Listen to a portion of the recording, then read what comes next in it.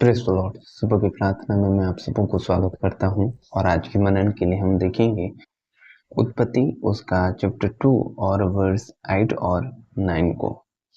और यहोवा परमेश्वर ने पूर्व की ओर आदम में एक वाटिका लगाई और वहां आदम को जिसे उसने रचा था रख दिया। और यहोवा परमेश्वर ने भूमि से सब भांति के वृक्ष जो देखने में मनोहर और जिनके फल खाने में अच्छे हैं उगाए, और वाटिका के बीच में जीवन के वृक्ष को और भले या बुरे के ज्ञान के वृक्ष को भी लगाया। इससे पहले और एक वचन को मैं पढ़ूंगा जो उत्पत्ति उसका चैप्टर 2 और 7 ही है।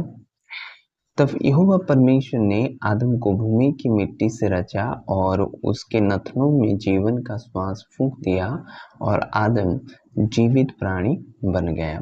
तो पहले आदम का रचना कैसे हुआ था? पहले आदम का रचना परमेश्वर ने क्या किया था कि भूमि की मिट्टी से उसकी रचना की थी और उसमें क्या किया था? जीवन फूंका था। इसलिए जो भी प्राणी मरता है, जो भी मनुष्य मरता है, वो मिट्टी में ही मिल जाता है। यानी उसका शरीर आप चाहे उसको कब्र में दो, और हिंदुइज्म में क्या होता है, उसको आग लगाते हैं और कहीं के जो धर्म रहते हैं, लेकिन क्रिश्चियन एक धर्म नहीं है, वो मसीहत है। वो प्रभु यीशु मसीह को फॉलो करना रहता है, प्रभु के बारे में हमें बताना रहता है, सुसमाचार फैलाना रहता है, सत्य परमेश्वर को जो अब्बा पिता है उनके बारे में बताना रहता है। ये कोई धर्म नहीं है, लेकिन धर्म का स्प्रेड किसने किया? इंसान ने किया। और यहाँ पर पहले आदम की रचना किससे हुई थी? मिट्टी में हुई थी। और उसको परमेश्वर पिता ने क्या किया था? जीवन फूंका था पहले आदम को। और यहाँ पर जो वाटिका की बात हो रही है कि और यहोवा परमेश्वर ने भूमि से सब भांति के वृक्ष जो देखने में मनोहर और जिनके फल खाने में अच्छे हैं लगाए, और वाटिका के बीच में जीवन के वृक्ष को और भले या बुरे के ज्ञान के वृक्ष को भी लगाया। एक वाटिका बनाया, वहां पर आदम को रखा गया और वहां पर परमेश्वर ने जीवन के वृक्ष और ज्ञान देने वाले भले या बुरे के वृक्ष को भी लगाया। बहुत से वाद विवाद होता है कि वहां परमेश्वर ने क्यों ये वृक्ष को लगाया। क्या हम परमेश्वर को सिखा सकते हैं? क्या हम परमेश्वर को कुछ बता सकते हैं? क्या परमेश्वर हमसे बढ़कर नहीं? जैसे पौलुस कहता है, क्या सृष्टि के जो सृष्टि करता है, जो रचने वाले से कुछ कह सकता है? क्या नहीं। यहाँ पर परमेश्वर चाहता है कि उसकी आज्ञा को माना जाए, उसकी आज्ञा को पालन किया जाए। परमेश्वर ने यहाँ पर इंसान को फ्री विल दिया था, आदम को फ्री विल मिला था कि वो अपनी इच्छा से काम कर सकता था।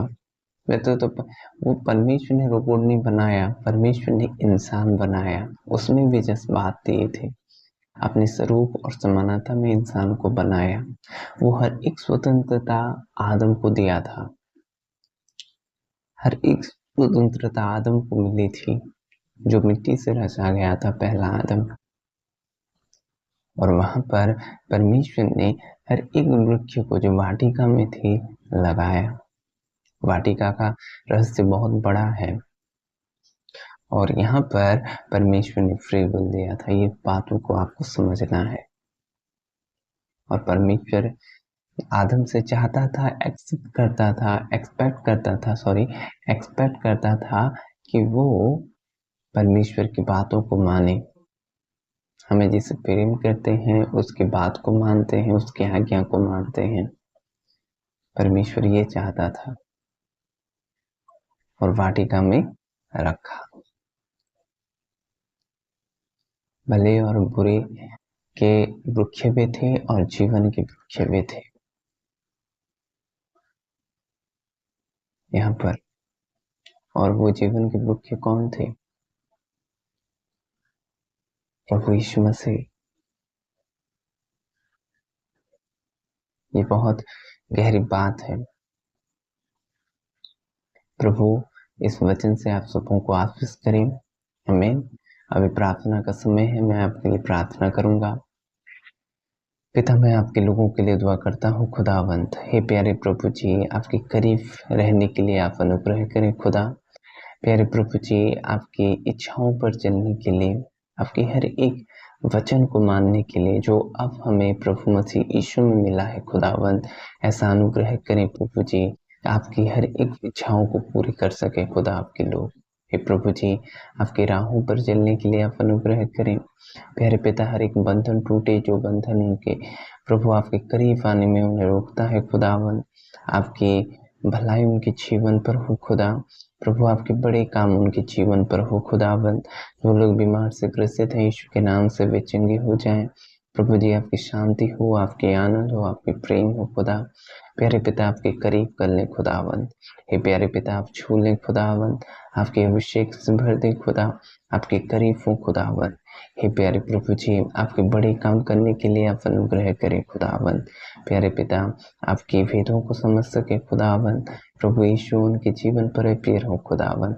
आप छू लें खुदा, उनके जीवन आपका है खुदावन, उस जीवन पर सिर्फ आपका हक रहे खुदावन। हे प्यारे पिता, प्रभु जी आपके बड़े काम करें खुदावन, यीशु नासरी के नाम में, आमीन। God bless you.